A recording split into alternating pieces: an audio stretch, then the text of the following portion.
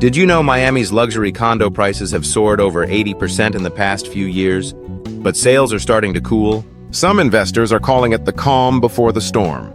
Others? They say it's the best buying window we've seen in a decade. So which is it? I've spent the past few weeks speaking with developers in Brickell and high net worth buyers from London and Sydney, and they're all asking the same question. Is now the time to buy in Miami, or are we headed for a high-end slowdown? In this video, I'll break down the latest data, reveal which luxury condos are still delivering solid rental yields, and share strategies that top investors are using right now to stay ahead of the curve. Stick around? If you're serious about maximizing your returns in 2025, this is where you start. Miami's price trends in 2025, resilient or overstretched? Let's start by cutting through the noise. Yes, Miami's median price for luxury condos, those valued at $1 million or more, has climbed to $1.9 million as of Q1 2024. That's a 5.6% year-over-year increase. But here's the kicker. Newer developments, particularly those delivered after 2015, have surged by nearly 20% in value over the same period. Now that sounds impressive, but is it sustainable? I had a conversation recently with Daniel Kravitz, a real estate consultant who's helped private equity groups from London and Toronto source assets in Brickell and Edgewater. According to Daniel, what we're seeing now is a flight to quality. Buyers aren't just throwing money at anything with an ocean view anymore. They want branded residences, strong management, and long-term upside. And he's right. Properties tied to global brands, like Bentley Residences or the Waldorf Astoria, are driving this premium. These aren't just condos, they're trophy assets. And for wealthy buyers in Sydney or New York looking for a safe haven, that matters. Check this out. Miami luxury condo median price trends, 2019-2025. Rental yields that outperform expectations.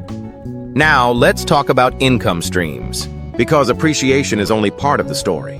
What's catching attention, especially for investors coming from high-cost cities like London and Melbourne, are Miami's rental yields. Currently, luxury units in Brickell and downtown are renting for about $5,000 a month. On a $1 million investment, that works out to a 4 to 6% gross yield, before tax advantages, by the way.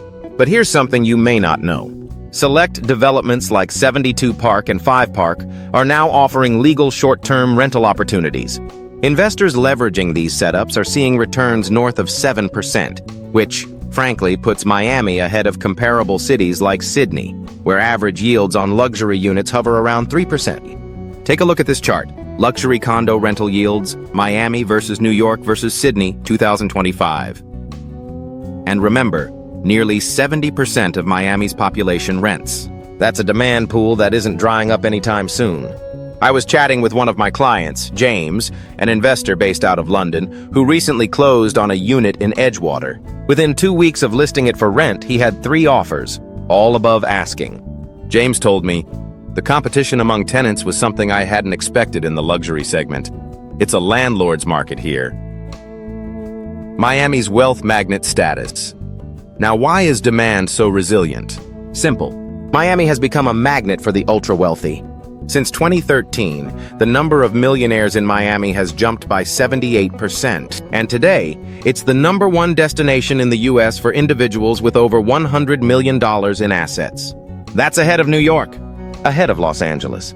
And for those of you watching from Australia or the UK, this is where it gets interesting.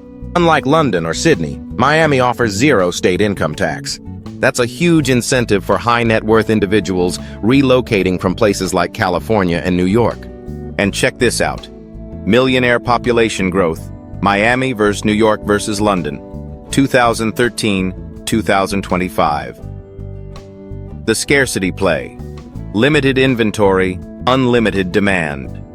Some skeptics argue Miami is overbuilt, but the data tells a different story. There are just 6,400 new luxury condo units in the development pipeline, with only 100 units expected to be delivered in 2025. That's a fraction of the demand we're seeing, particularly in areas like Edgewater and downtown. Knight Frank's Wealth Report projects Miami's prime property values will rise by 4% in 2025, largely because of this supply crunch. And branded residences, especially those with larger floor plans, 3 bedrooms or more, are in especially short supply. Take a look at this chart. Miami new luxury condo supply pipeline, 2024 to 2026. I had lunch recently with Sophia Chen, who heads acquisitions for a Canadian family office. She mentioned that their entire Miami strategy hinges on this limited inventory. It's basic economics, she said.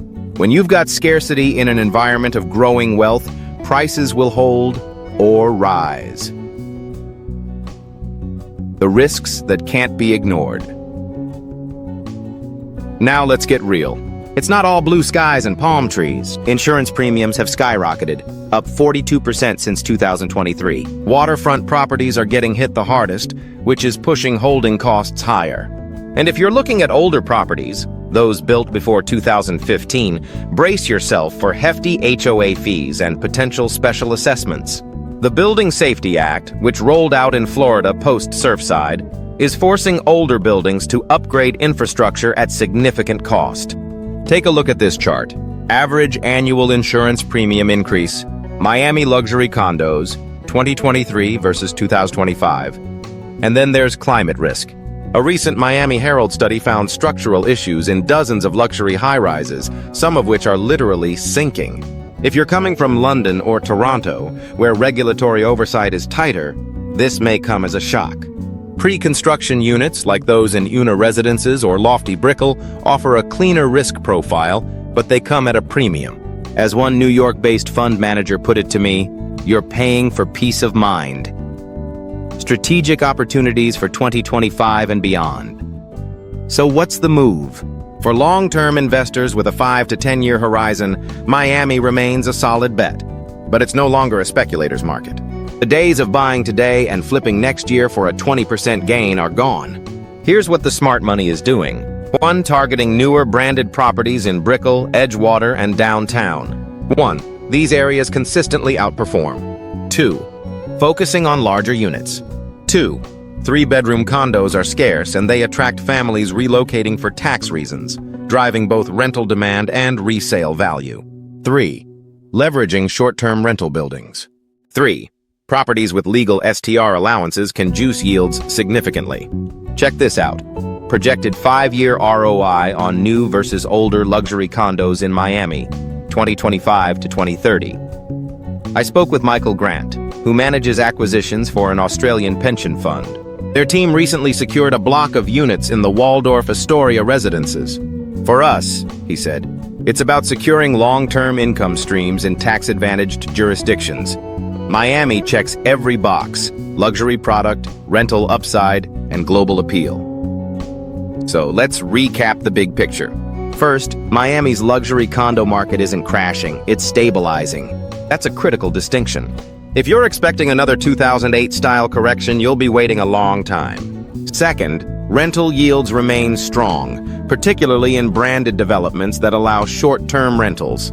We're talking about gross returns of 4 to 6%, and in some cases, even higher if you play it smart. Third, limited inventory is your friend. Scarcity in prime areas like Brickell, downtown, and Edgewater is what's driving long-term value.